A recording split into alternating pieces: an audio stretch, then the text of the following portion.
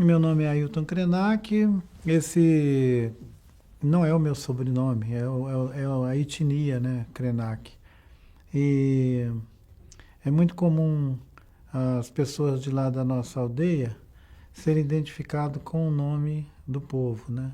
Eu nasci numa região de Minas Gerais que já é divisa com o Espírito Santo, no médio Rio Doce.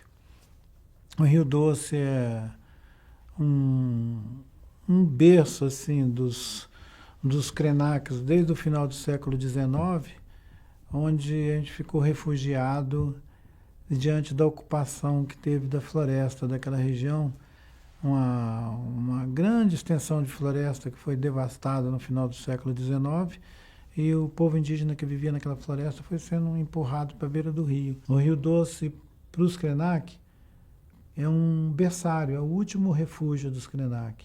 E nós estamos sendo acossados no último reduto, onde a gente ainda podia beber água, pescar, caçar e ter alguma, digamos, ecologia humana, né? Porque do jeito que eles fizeram com o rio agora, a gente tem um organismo morto atravessando aquela região por 800 quilômetros. E isso deixa os Krenak em suspenso sobre o que nós vamos fazer com o nosso futuro, entendeu?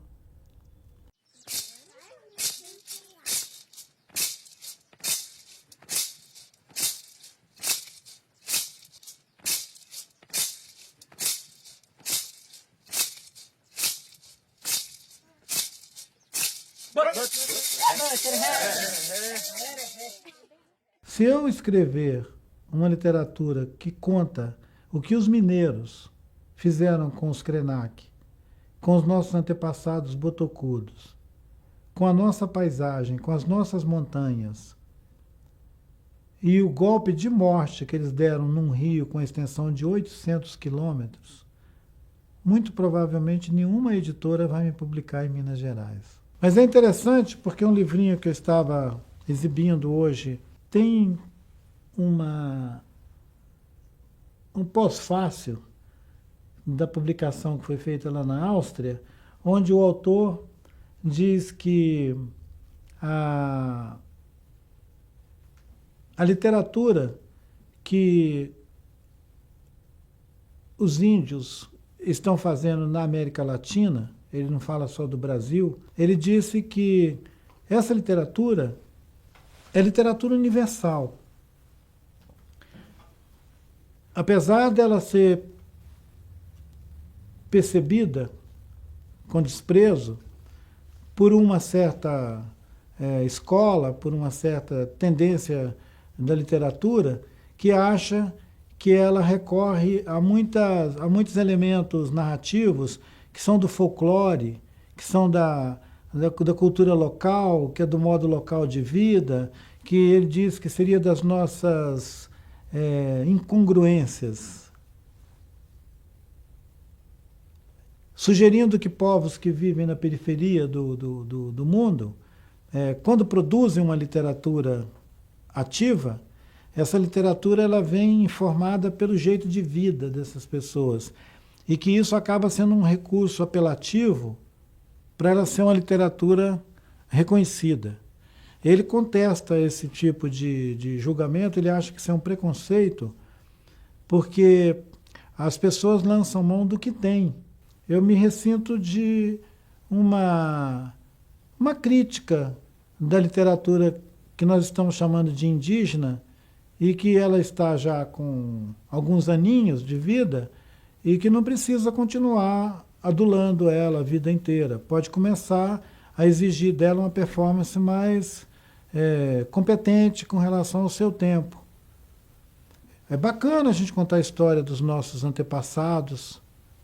É comovente contar uma história bonita. Todo mundo quer ouvir uma história bonita. Mas quem é que quer escutar uma história dura, real, do que nós estamos vivendo hoje? Né? Como é que a gente vai emoldurar essa história? Como é que a gente vai fazer ela ser agradável? Como que a gente vai puxar o interesse de alguém por essa literatura? Me parece que uma das maneiras é fazendo literatura. Eu acho que a gente vive num tempo também que todo mundo tem muita pressa. Já houve um tempo que uma pessoa passava a vida inteira dele para escrever um livro. E 10, 20 anos depois que ele morria, aquele livro dele era publicado. E aí ele tinha reconhecimento pela obra que ele fez na vida dele. Hoje as pessoas querem escrever 300 livros. Nós somos uma civilização da fábrica. Às vezes as pessoas me perguntam, você é um escritor? Eu falo, não sei se eu sou um escritor. Eu publiquei um título com característica de autoria no ano de 2000 chamado O Lugar Onde a Terra Descansa. Esse título, O Lugar Onde a Terra Descansa, ele foi um transe que eu vivi ao longo de alguns anos que eu reuni as nossas tribos para fazer o Taruandé, que é um ritual de suspender o céu quando o céu está muito próximo da terra e os humanos ficam todos doidos. Então as nossas tribos se juntavam para cantar e dançar e suspender o céu, né, para aliviar a pressão. E num desses encontros, quando a gente terminou ele, eu estava tão exausto que eu não conseguia dormir. Aí um amigo meu pegou um gravador e gravou 40 horas de entrevista comigo. É o livro, O Lugar Onde a Terra Descansa. Foi um surto. Então eles me perguntam, você é um escritor? Bom, se escritor faz isso que eu faço, então eu estou quase sendo um escritor. Para povos que são de origem sem escrita, de tradição oral, fazer uma travessia para esse mundo da escrita, só isso já é um épico.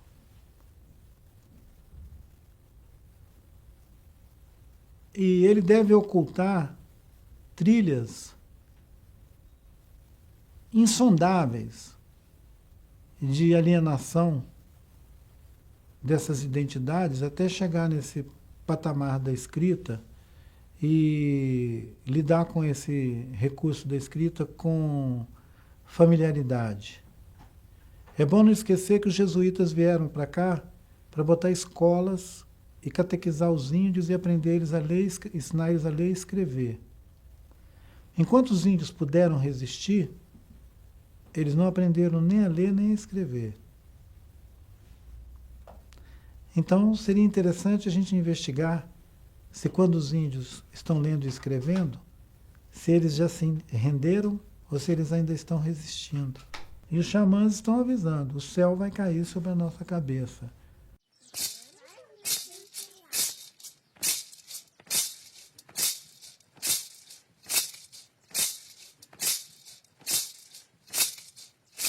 Talvez o que esteja fazendo as pessoas prestar atenção é porque é um ultimato. Então deve ter muita gente pensando, então nós estamos ferrados. Porque a gente já detonou com todas as florestas, estamos acabando com os oceanos, e esses xamãs estão dizendo que se a gente abalar o último reduto da Terra, o céu vai cair na nossa cabeça. Essa metáfora do céu caindo sobre a nossa cabeça, ela pode ser percebida de diferentes maneiras. Ela pode ser percebida, inclusive, com a terra saindo de debaixo dos nossos pés, com as fontes que a gente supre de alimento, de água pura, acabando. É uma outra maneira de dizer que tem 2 ou 3 grandes corporações no mundo hoje controlando as sementes do mundo. 2 ou 3 grandes corporações decidem que semente você pode plantar, que tanto de semente você vai ter e com que qualidade. Por quantas gerações essa semente vai germinar e reproduzir. Tem um monte de espécies que a gente consome hoje que a semente já tem vencimento. Você fez um plantio dela, a hora que você colher, acabou. Ela não tem mais germinação, ela não produz mais. Fora as sementes que são oferecidas e que elas já vêm bitonadas, elas são sementes programadas, né? Aquela variedade vai vencer em alguns anos, ela vai minguar e não vai produzir mais nada. Então nós somos refém de uma ganância global atacando a água, o solo, as sementes, as florestas. Eu acho que é meio desesperador o tempo que a gente está vivendo, mas não é para a gente desistir de nenhuma das artes e das manhas que a vida ensinou para a gente como recurso de sobreviver, entendeu? Quando eu era mais jovem, agora vou fazer 63, amanhã eu completo 63 anos. Nasci em 53, agora nós estamos em 16 e tal. E quando eu tinha uns 30, 40 anos, eu desconfiava muito da validade das coisas que eu estava me engajando, que era organizar esse tal de movimento indígena, fazer aliança com seringueiros, com ribeirinhos, se a gente ia conseguir manter essas famílias no meio da floresta, porque a floresta estava sendo devorada. E na década de 90 a gente conseguiu fazer uma campanha global no planeta inteiro, de salvem as florestas, né, de chamar para a consciência das florestas tropicais no cinturão do planeta inteiro. E vimos como é que as estruturas estão organizadas para comer mesmo as florestas. E assim que terminar de comer as florestas, comer os oceanos, entendeu? É uma fome sem fim. Eu acho que o conhecimento sobre o que a gente vive no planeta hoje, ele me deu a noção de que a gente não pode renunciar a nenhum recurso que a gente tiver para alertar as pessoas de que a Terra é a nossa casa comum e que a maior parte da população hoje está alienada disso, não tem consciência disso. A ideia maniqueísta de pensar que são só os ricos que estão ferrando com o planeta é errada, porque tem bilhões de pobres vivendo numa situação de pobreza tão absurda que eles não são capazes nem de raciocinar. São bilhões, bilhões de pobres vivendo na mais absoluta miséria, comendo o planeta como se fossem formigas ou cupins. Então, nós estamos, na verdade, com um grave problema, é que o planeta está sem governança. No pensamento mais, digamos, antigo, no pensamento, inclusive, de alguns desses xamãs que avisam sobre a queda do céu, essa ideia de prioridade que nós, os humanos, temos, porque quando a gente está conversando nesses termos, parece que nós somos, assim, os caras mais bacanas que estão correndo o risco de ser cuspido do planeta, né? Não. Para os xamãs, nós somos os caras mais indecentes que estão na iminência de ser chutados para fora do planeta por puro merecimento. A gente não merece ficar aqui na Terra. A gente não fez nada para merecer, nós só estamos detonando. Nós só afetamos a Terra, a gente não cria nenhuma relação saudável com a Terra.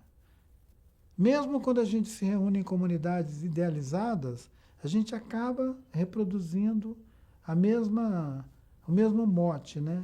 Que é exaurir a Terra. As pequenas comunidades humanas, que são ainda essas regiões onde povos indígenas conseguiram resistir ao último trator, já estão sendo engolfados por esse modelo de vida global.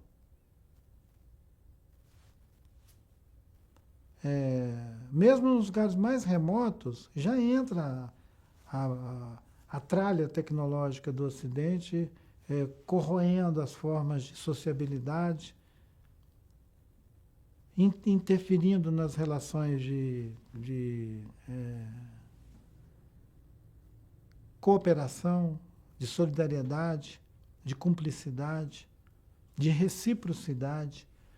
Porque a reciprocidade é a base dessas sociedades antigas, onde tudo é recíproco, tudo é reciprocidade. Não entra uma mercadoria nas relações, não entra uma coisa. As relações, elas têm que ser cultivadas porque os seres humanos precisam aperfeiçoar suas formas de convivência.